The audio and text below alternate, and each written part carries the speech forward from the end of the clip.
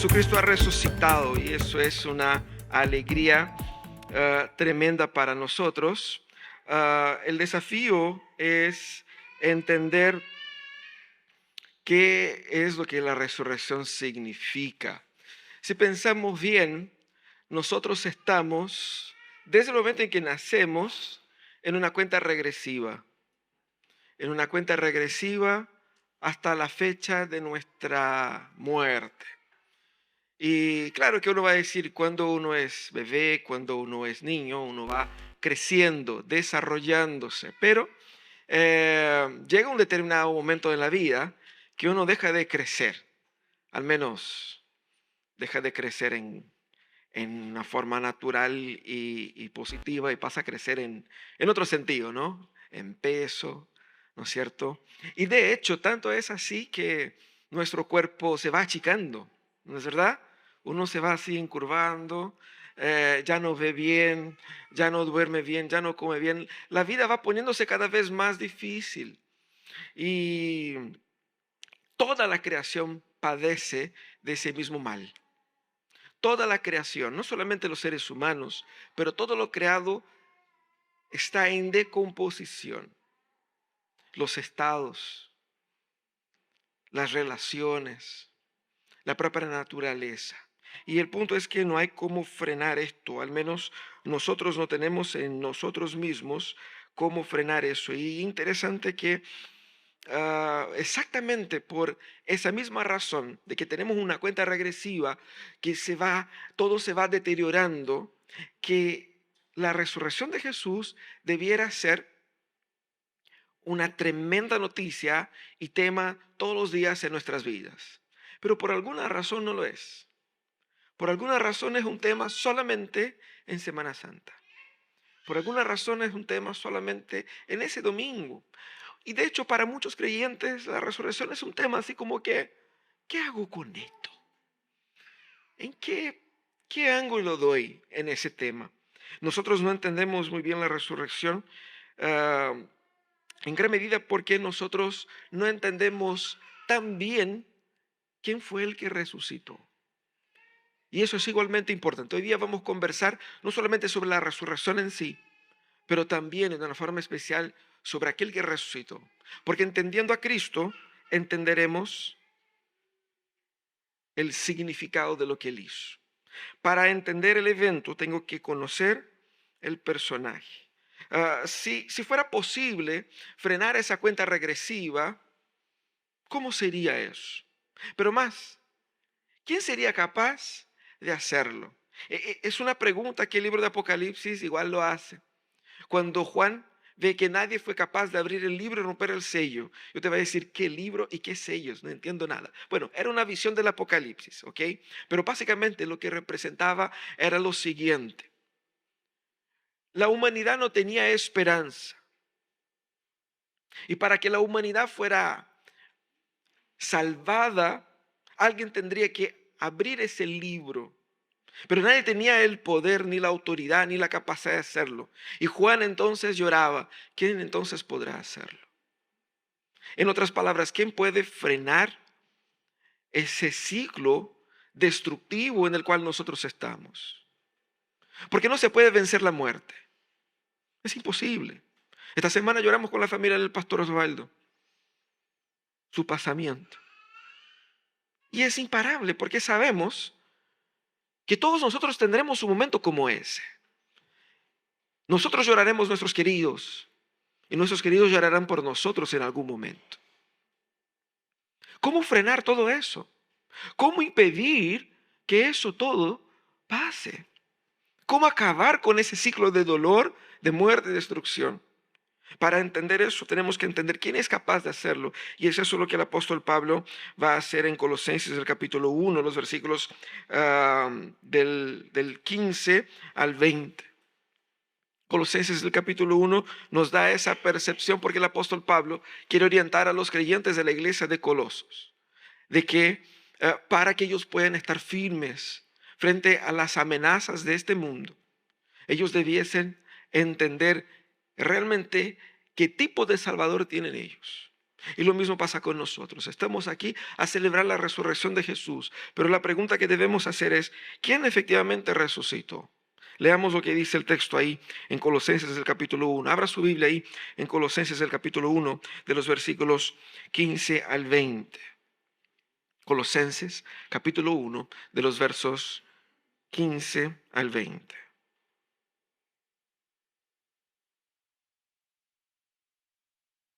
Así dice la palabra de Dios. Él es la imagen del Dios invisible, el primogénito sobre toda creación, porque por medio de Él fueron creadas todas las cosas, en el cielo y en la tierra, visibles e invisibles, sean tronos, poderes, principados o autoridades. Todo ha sido creado por medio de Él y para Él. Él es anterior a todas las cosas, que por medio de Él forman un todo coherente. Él es la cabeza del cuerpo, que es la iglesia. Él es el principio, el primogénito de entre los muertos, para en todo ser el primero. Porque a Dios le agradó habitar en él con toda su plenitud, y por medio de él reconciliar consigo todas las cosas, tanto las de la tierra como las del cielo, haciendo la paz mediante la sangre que derramó en la cruz. Qué hermoso cántico. Eso es un cántico antiguo que probablemente el apóstol Pablo lo ocupa, lo adapta y lo incluye aquí en su explicación para aquellos creyentes de quién era Jesús. Y en su mensaje principal en esa carta y para nosotros hoy día, Pablo quería decir, Jesucristo es suficiente. Ellos estaban, muchos de ellos, atemorizados porque vivían en una cultura que propagaba mucho una idea de que las fuerzas espirituales malignas dominaban el mundo y ellos no tenían muy bien cómo defenderse de ello. Y no sabían exactamente cómo Jesucristo podría entrar en ese juego para librarles a ellos de todas esas magias en las cuales ellos estaban envueltos.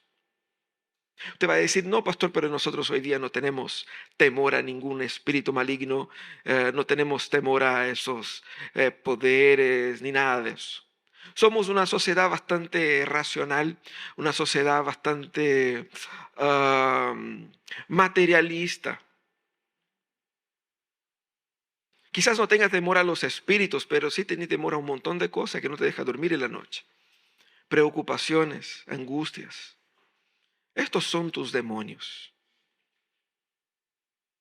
Y no duermes bien porque piensas que eso es tan poderoso y te consume tanto. Y piensas que Cristo no da el ancho para ayudar a vencer a todo eso. Nuestra idea de Jesús muchas veces es tan chica que a veces nos sentimos agobiados por los temores de esta vida. Por eso Pablo explica y cuenta lo que vemos acá, para decir con todas las letras, Cristo es más que suficiente. Porque Él es más que poderoso y ustedes no tienen idea. La resurrección fue un marco, un indicativo del tamaño y del poder de Cristo.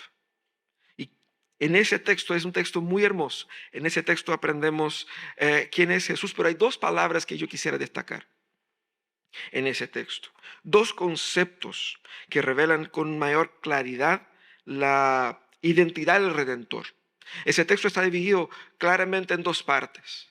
Cristo como el que reina por sobre la creación, el mediador de la creación, y Cristo el mediador de la nueva creación, por medio del pacto y por medio de la resurrección. Pero veamos esas palabras y esos conceptos que revelan aquí quién es Jesús. El primer concepto muy importante que Pablo dice aquí, dice que Jesús es el primogénito. Usted va a decir, pastor, esa es una expresión muy rara para aplicar sobre Jesús. ¿Por qué el primogénito? Él no es el eterno. Él no es Dios. ¿Cómo puede ser Dios y al mismo tiempo primogénito? Primogénito es una palabra que normalmente se refiere al primer hijo, ¿cierto? Así como algunos de ustedes, los primogénitos, ¿no es cierto? Somos los privilegiados. ¿Por qué? Porque tenemos el privilegio de disfrutar de nuestros padres cuando ellos todavía tenían solamente a nosotros. ¿Ah? Sí, no había que compartir los juguetes, ni dividir la atención. Éramos los reyes de la casa, ¿cierto? Hasta que nacieron los demás. Pero bueno, obviamente que toda familia tiene un regalón independiente del orden de nacimiento. Y el padre que no reconozca eso quizás no está siendo totalmente correcto. O sea, digamos la verdad, siempre hay, ¿cierto?, el regalón del papá. Y hay el regalón del abuelo también, ¿cierto? Los abuelos tienen nietos regalones también. Y a veces cuando pensamos en el primogénito pensamos así. Pero ¿por qué Pablo ocupa eso para Jesús? Pablo ocupa ese término para Jesús, no en el sentido de que Jesucristo haya nacido primero, sino que en el Antiguo Testamento especialmente la idea de primogénito, más que indicar el orden de nacimiento, indicaba un derecho y una primacía. Aquí Pablo utiliza esa expresión solamente 2 veces en ese texto. Y en todas sus cartas 3 veces. Una vez en Romanos y las otras 2 acá, nada más. Pero ¿por qué una expresión que se ocupa tan poco es tan importante? Y es un poco de lo que la Biblia nos muestra. Muchas veces los autores bíblicos destacan la importancia de algo, o por citarlo muchas veces, o por citarlo de forma muy acotada y específica. Ese es el caso del segundo. Por citar aquí, específicamente en ese contexto, Pablo quisiera que miráramos a eso, porque él dice, Él es el primogénito de la creación y Él es el primogénito de entre los muertos. ¿Qué significa eso? Primogénito de la creación significa que Él es así porque Él tiene por sobre la creación derecho, autoridad y todo honor que la creación merece hacia Él. ¿Por qué? Y Él va a decir, porque Él creó todo. Pablo dice claramente, Él es la imagen del Dios invisible para destacar la identidad de Cristo Jesús como Dios. Y dice, Él es primogénito de toda creación, porque por medio de Él, y ese por qué es importante, Él es primogénito porque creó todo. No solamente creó todo, Pablo dice, por medio de Él fueron creadas todas las cosas. Es igual una forma poética de decir que Él creó todo. Pero Pablo va a insistir en su poder creador aquí. Él no solamente creó, pero Él, al utilizar esas expresiones, por medio de Él y en Él fueron creadas todas las cosas, Pablo quiere decir que Él no solamente creó todo, pero Él también sustenta todo. Y más adelante va a decir, versículo 17, Él es anterior a todas las cosas y por medio de Él forman un todo coherente. En otras palabras, ese Cristo sustentador de todas las cosas es el que da sentido a todas las cosas. En ese sentido es Jesús el primogénito. Y es interesante porque Jesucristo aquí no es solamente un medio para nuestra salvación. Jesucristo no cumple un rol funcional. Jesucristo aquí cumple un rol esencial para la existencia humana, para el significado humano. Muchas veces nosotros tratamos a Jesús como un medio para salvación, un instrumento de algo. Pero Cristo no es así. Él es mucho más fundamental para nuestra existencia. De tal forma que yo no puedo entender la existencia humana sin Él. Toda la creación depende de Él. Y es interesante porque cuando pensamos en Jesús, muchas veces pensamos en Jesús como mi Salvador personal y que tiene una función específicamente para mí y no tanto para el resto del mundo, con tanto que el resto del mundo también crea en Él como yo, pero independientemente de eso, su función es meramente privada, personal, porque Él es mi Salvador personal. Y pensamos que la salvación es algo que se aplica a lo privado. Pero ¿qué es lo que está hablando acá?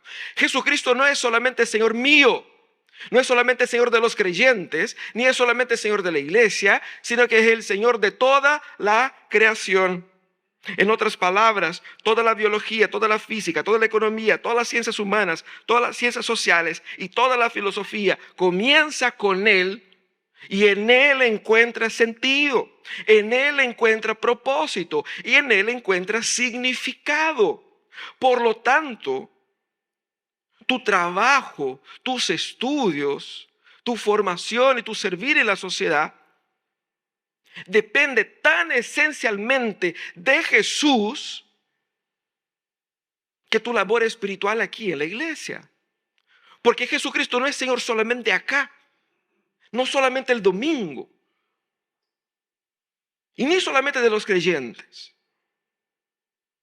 Él es el Señor sobre el Estado, sobre la academia, sobre los poderes económicos, civiles y militares.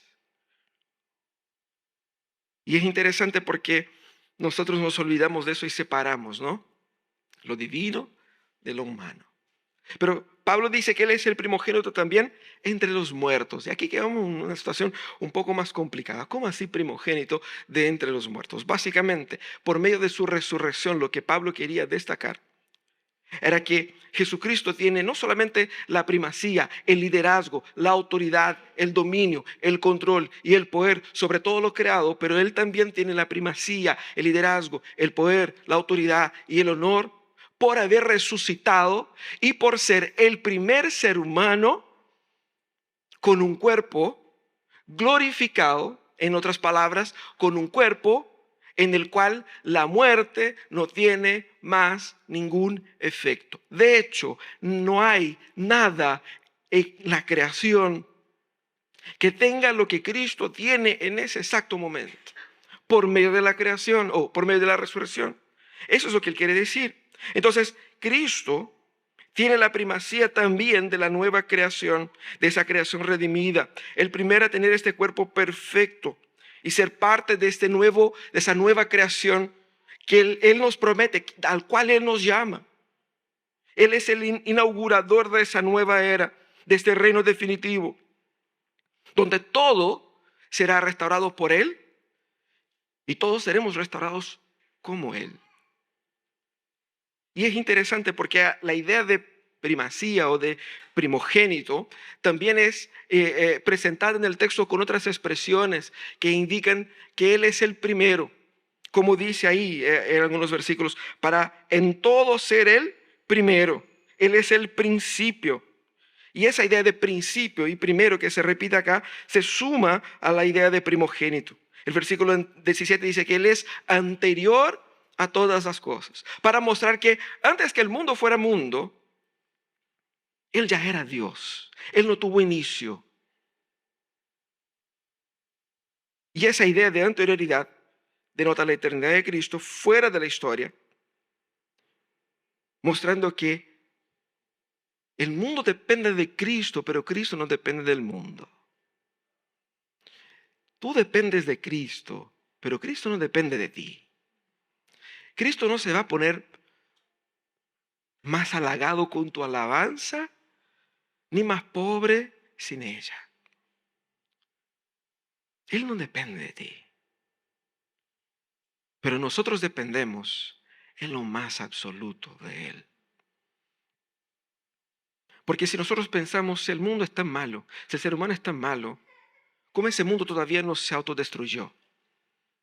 Y vaya que tiene potencial para hacerlo. Porque Él es el sustentador. Nosotros todos dependemos de Él. Los más crueles pecadores dependen de Jesús a cada momento. Él es anterior a todo eso. Pero también indica esa idea de principio, de primero, que todo comienza en Él.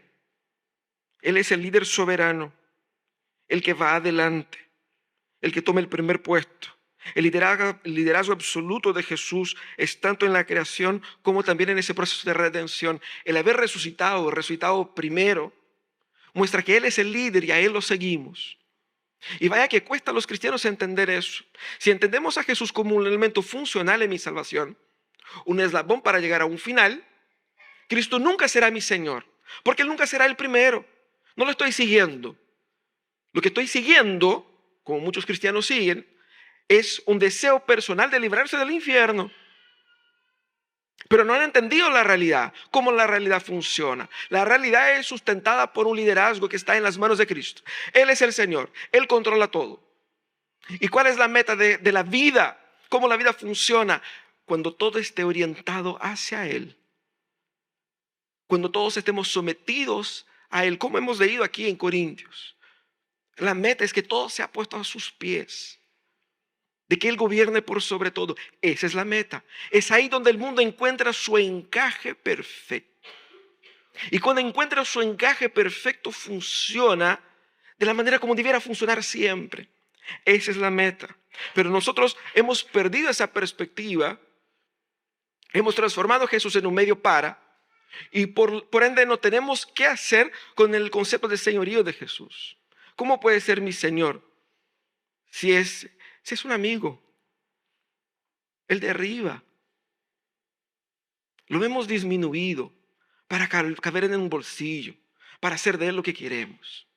Pablo va a poner un Cristo tan grande, tan imponente, tan poderoso, y que se impone con un liderazgo tan absurdamente incontestable, que no hay otra opción cuando vemos la resurrección, entender que la resurrección es una evidencia, la última evidencia, la evidencia definitiva de que Cristo debe ser seguido. Y Él será seguido, quiera usted o no. Y más, junto a ese concepto de primogénito, de primero, Él utiliza también un otro concepto aplicado a nosotros. Él es la cabeza de la iglesia. Es la misma idea, el líder, el que tiene la primacía, el que lleva la delantera, la cabeza, es la misma idea. Para mostrar que si nosotros estamos hablando de que Cristo, el que gobierna esa nueva creación, ahora ya resucitado, ¿cómo lo hace? Él lo hace por medio de la iglesia. Y mira qué fantástico. ¿De qué manera ese reino glorioso de Jesús va a imponerse en este mundo? Porque usted va a decir, pastor, pero nosotros miramos aquí y vemos que ¿quién manda en mi vecindario? Son los narcos, no es ni siquiera el gobierno. ¿Quién manda en esta ciudad? Son las grandes empresas o los políticos o los bandidos. Pero no veo a Jesús mandando en nada. ¿Dónde está toda esa primacía? ¿Dónde está ese primogénito todo? Y muchos creyentes encuentran una respuesta para eso. No, Jesús tiene que reinar en su corazoncito. ¿Ah? Es otra manera de domesticar a Jesús. De decir que todo eso es para ti en tu corazoncito, en el secreto, en tu pieza, solito. Y el mundo, no, el mundo es otra cosa. Ese mundo se va a acabar y qué sé yo. No es así. Ese poder glorioso de Jesús se hace visible a todo el mundo por medio de su iglesia. Él es la cabeza de esa iglesia y la iglesia es su cuerpo. La función de la iglesia es de ser, como Pablo va a decir en 2 Corintios, de ser el buen perfume de Cristo. Es decir, de hacer ver Cristo y el gobierno de Cristo y el amor de Cristo, pero también la justicia y la ira de ese juez que vendrá y va a pedir cuenta a todos. Por lo tanto, la predicación del Evangelio es una predicación que llama a la gente a arrepentirse, porque el dueño de este mundo, el Señor de todas las cosas, va a poner en orden el mundo, y los que no estén cuadrados con Él se van a la B. Y no hay discusión cuando Él venga. Pero hoy día todavía hay gracia. Esa es la función de la iglesia. Ese es el propósito de la iglesia. La iglesia no es un club social para reunir la gente, para tomar un cafecito, un tecito y decir, ay, que me vaya bien en la semana, que Dios bendiga mi trabajo. No. La iglesia es la comunidad del primogénito, del que está restaurando todas las cosas. Y Él lo está haciendo por medio de la iglesia. Y eso es lo que tenemos que entender acá. Algunas implicaciones de esto implica que la resurrección representa la gloria de Cristo. Por lo tanto, cuando estamos acá celebrando la resurrección de Jesús, podemos adorar a Jesús con mayor fuerza, porque Cristo no nos promete por medio de palabras vacías de que voy a arreglar y voy a ver cómo queda. Cuando uno lleva el auto mecánico y no sabe cómo le va a devolver, a veces le devuelve con más problemas que antes, ¿cierto? No son promesas. Jesucristo ya resucitó, eso ya funcionó, eso ya está. Ya está. La realidad y la restauración plena de Cristo es un hecho, no es una promesa más. Se acabó. Por lo tanto, nosotros debemos con mayor confianza adorar a Jesús y con mayor determinación proclamar a Jesús, porque Él es un hecho. Ahora, la iglesia solo expresa lo grande que es Cristo, por la manera como la iglesia se somete al liderazgo a Jesús. Podemos hablar lo que quisiéramos de Cristo en canciones, en alabanzas, en cosas, pero sin obediencia a Jesús no es o no existe cristianismo. Jesús dijo, ustedes son mis amigos cuando ustedes hacen lo que yo les mando. Él no usó palabras, no, no están así, veamos bien, cómo te parece, si te sientes bien, si tienes tiempo, si te gusta, si no te ofende, si te cuadra. No, él rayó la cancha, la rayó bien clarito y dijo, aquí quien manda soy yo. Y quien no está conmigo está contra mí.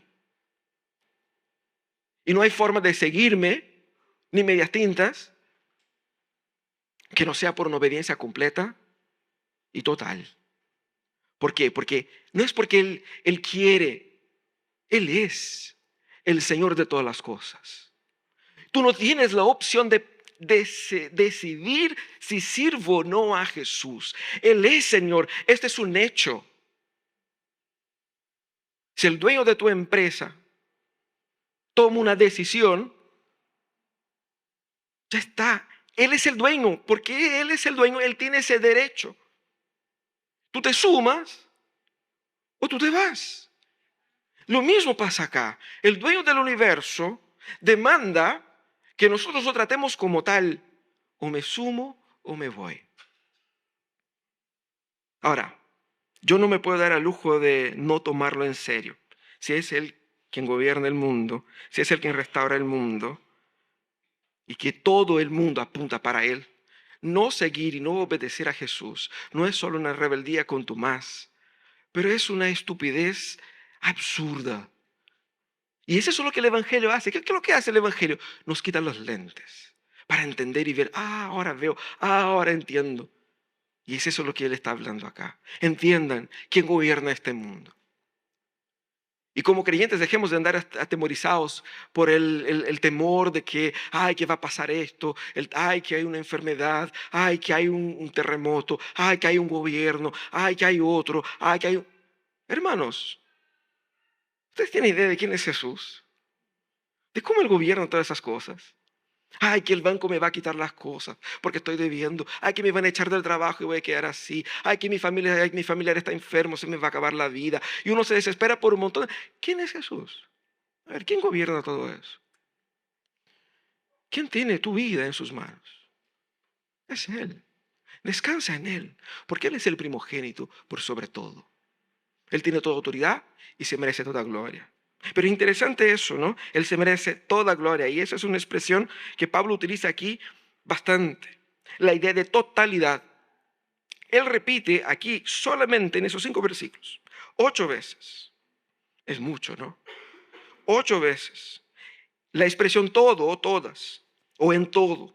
Y más, hay otros elementos que lo ocupa acá, como la enumeración de cosas, para evidenciar la idea de totalidad. Cuando Él dice, ¿no es cierto?, que Él, por medio de Él fueron creados todas las cosas. Y ahí dice, en el cielo, en la tierra, visibles e invisibles. O sea, ese enumerar es para dejar claro que todo es todo, en lo absoluto. Y esa idea complementa lo anterior. Cristo es soberano, pero no es solamente soberano en tu corazoncito, chiquitito, en tu casa, en tu mente y en tus ideas. Cristo es soberano sobre todo. Lo que hace con que el cristianismo se imponga ante la sociedad como una creencia que va a confrontar la idea de realidad de todo el mundo. Cristianismo no puede ser tomado como una fe entre muchas, porque el cristianismo viene a desacreditar todas las demás, para decir que solamente esa fe es verdadera. Y quizás alguien va a decir, entonces quiere decir que solamente ustedes tienen la razón. Sí, ese es exactamente lo que el cristianismo está diciendo. Solo Jesús es el Señor y solo Jesús es el Señor sobre todo. Sobre los chinos, los coreanos, los chilenos, los brasileños, los norteamericanos y sobre cada una de las tribus que están perdidas en medio de África, de Amazonía, de aquí de los Andes y de donde sea en el mundo. De la isla más chiquitita a la ciudad más poblada. Cristo es el Señor ahí también. Y no solamente entre los seres humanos, también entre los animales, también en el reino vegetal. Y no solamente en ese planeta, también fuera de este planeta. Y no solamente entre las cosas creadas físicas, pero también sobre los poderes espirituales, sobre los ángeles y sobre los demonios. Porque como Lutero va a decir, hasta el diablo es el diablo de Dios.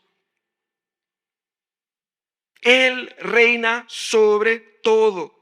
Y es enfática la expresión de Pablo, tanto en el mundo espiritual como en el mundo material. Toda forma de poder, todo eso es dominado por Cristo.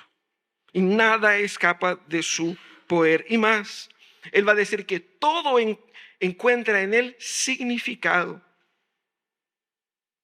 Porque todas esas cosas de Él forman, por medio de Él, todas esas cosas forman un todo coherente.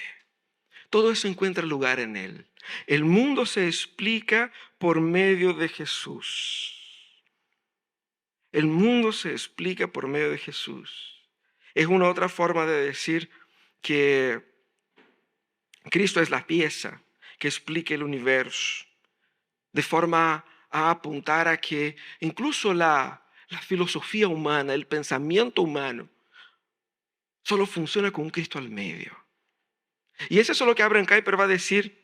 Él dice, no hay 1 centímetro cuadrado en todo dominio de nuestra existencia humana sobre el cual Cristo, como soberano sobre todo, no clame mío. No hay. Usted puede decir que tiene sus cosas, pero hermano, usted no tiene ni siquiera el suspiro que tus pulmones necesitan para seguir vivos. Ese pelo que se está poniendo más blanco cada día que pasa, tampoco es tuyo. No lo hiciste, ni siquiera lo controla, porque a veces quisiera que se quedara más tiempo en su cabeza, o que se quedara con un color específico. No lo tienes, nada. Todo es de Él. Y más, el texto va a apuntar hacia esa totalidad también en la redención. Va a decir que en Él está la plenitud de la divinidad. Y hermoso es, porque Pablo va a decir que en Él habita la plenitud de la divinidad. Quiso Dios habitar en Él la plenitud. Y eso es interesante, porque ¿de dónde viene esa expresión? Nosotros leemos acá y para nosotros es una palabra común o rara, qué sé yo. Pero aquí Pablo está haciendo un guiño, un puente, una conexión con la idea del Antiguo Testamento que mencionaba la habitación, la total habitación de Jehová con su pueblo, el tabernáculo, la presencia. Ahí está Dios. ¿Por qué Sión era tan importante y simbólicamente importante? Porque ahí estaba Dios, ahí estaba la presencia de Dios, ahí el Dios verdadero tocaba la tierra. Y lo que Pablo va a decir es que no solamente es la imagen del Dios invisible, pero es la plenitud de la divinidad. No solamente todo lo que yo pueda saber de Dios está en la persona de Jesús, y es por eso que Jesús dijo a sus discípulos, del que ve a mí ve al Padre, como que la totalidad de la divinidad está ahí, mostrando que en Cristo habita todo lo que nosotros podemos acceder de Dios. Y Él vino ¿para qué? Para reconciliar consigo todas las cosas. Y hay 2 elementos importantes aquí. Primero, la idea de reconciliar. A veces pensamos en la salvación con la idea de ser librados de, tan solamente. Pero la salvación en un concepto bíblico tiene muchas metáforas y muchos conceptos para explicar el mismo evento, que es más complejo que simplemente librarnos del infierno. Y un elemento clave para entender la salvación es lo que él dice acá: reconciliar, traer la paz por medio de su sangre. La idea bíblica de reconciliación apunta a esa idea de acercar los que estaban separados, de volver a pacificar. Pero esa pacificación es interesante porque no es como si tú te pelearas con tu hermano y el papá se mete al medio para hacer con que ustedes se den un abrazo, ¿cierto? Típico. Uno está enojado con el hermano, ya, dale un abrazo ahora, ya, pide perdón, perdón, ya, ok, ahora dale un abrazo, ya, listo, ya, se cerró todo. No es eso. Y lo más interesante es que nuestra idea de salvación, simplemente como esquivándose del infierno, pensamos que Dios nos está salvando del diablo. ¿Se han dado cuenta de que no es del diablo que Dios nos está salvando? Si Jesucristo es el Todopoderoso del universo, ¿de quién Él puede estar salvándonos? De Él, de su propia ira. Nosotros no somos salvos de Satanás. Somos salvos de tener el mismo destino de Satanás, porque Satanás vivirá bajo la ira de Dios. Al salvarnos, como Él dice acá, Él nos reconcilia consigo mismo. Él nos salva de la ira divina que pesaba. Ese es nuestro problema. Ese es un problema mucho más grande que el diablo en nuestras vidas. Porque Dios es mucho más poderoso que el diablo. Y tener a Dios como enemigo es un problema mucho más grande que tener al enemigo como enemigo. Y eso es lo que va a decir acá. Y Él entonces nos reconcilia consigo mismo por medio de su sangre. Y todas las cosas aquí en ese texto nos va a indicar que esa salvación no se trata de una salvación individual. Él vino a redimir y vino a reconciliar, no tu corazoncito, ni solamente tu pensamiento, tu vida, ni solamente los creyentes. ¿Qué es lo que vino a reconciliar Jesús? Todas las cosas, toda la creación.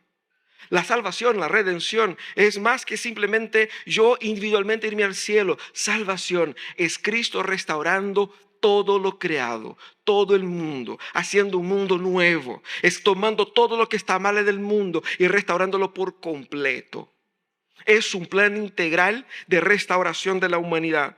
Es eso lo que vino a hacer Cristo. Salvarnos no solamente del destino, de la condenación y de la ira final, pero literalmente hacer un mundo nuevo. Llevarnos y guiarnos hacia una nueva ciudad.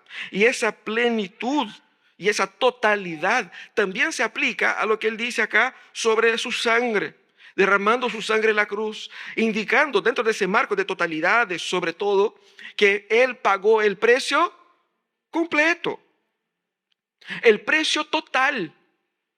Él ya pagó con su sangre todo lo que había que haber pagado, todo lo que era debido. Ya no hay deuda pendiente. No es como si Él dejara un 10% para que tú pudieras compensar con tus buenas obras y así completar el 100%. Pero muchos creyentes viven así.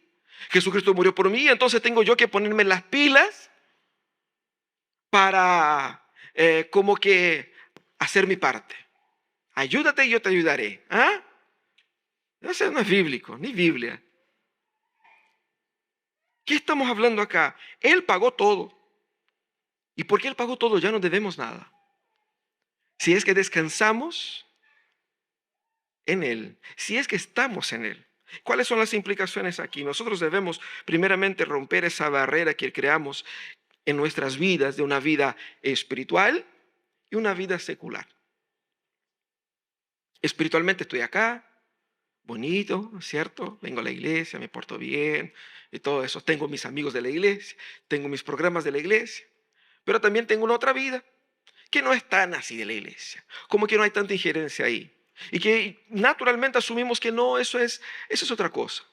No tiene mucho de Dios ahí. Debemos romper esa idea porque Cristo gobierna sobre todo.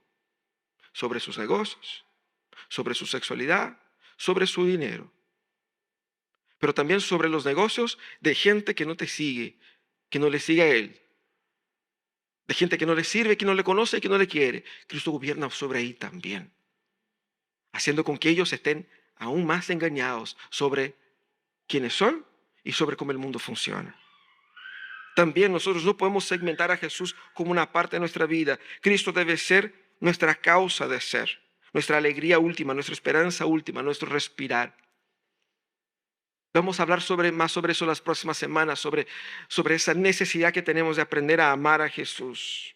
Pero nosotros tampoco debemos temer los poderes de este mundo, ni los poderes espirituales que atormentan a los pueblos y también los nuestros, porque hay una infinidad de gente en nuestros días que son profundamente místicos. Basta que llegue el fin de año y va a aparecer en los matinales a esos tipos que hacen las magias, ¿cierto? Que hacen ahí predicciones y la gente le cree. Pero también mucha gente atemorizada por una serie de otras cosas, una serie de otros poderes. Cristo, por ser poder, por sobre todo eso, debiera quitar de nuestros corazones el temor en eso también. Pero todo eso nos muestra que no hay espacio para vivir sin Dios. No hay nada que yo haga, nada que tú puedas hacer, que no seas una expresión de tu religiosidad. Todo es religión, hermanos. Todo es espiritual. Y todo está relacionado con Cristo. Y la muestra es que ese Cristo rompió la barrera de la muerte. Y con eso ha dicho, todo es mío. Cristo es el Señor. Esa es la expresión que Pablo utiliza para decir si alguien es creyente o no. No es si Cristo es mi Salvador personal. Ni siquiera si Cristo es mi Señor. La expresión no es Cristo es mi Señor. No, no es así. La expresión es Cristo es el Señor. Es diferente. Porque Cristo es mi Señor no va a decir, puede ser tuyo, pero no mío. Pero no es eso lo que el cristianismo dice. El cristianismo dice, Cristo es el Señor de todo. Y la resurrección puso el punto final a esa discusión. Ya no hay espacio para discusión porque nadie en el mundo fue capaz de hacer lo que Cristo hizo. Por lo tanto, Él se lleva todos los premios. Él se gana todas las alabanzas. Él se lleva todo el honor y toda la autoridad porque Él logró lo que nadie podía hacer. Eso es lo que la resurrección significa. También vemos en la resurrección la evidencia de la victoria absoluta de Cristo y la certeza de una realidad. Cristo reina. Y eso no es solamente una fe privada y particular en Jesús. Él se impone por sobre todo. Y nuestra postura ante la resurrección debe ser al mismo tiempo de sumisión, mayor sumisión y de mayor esperanza.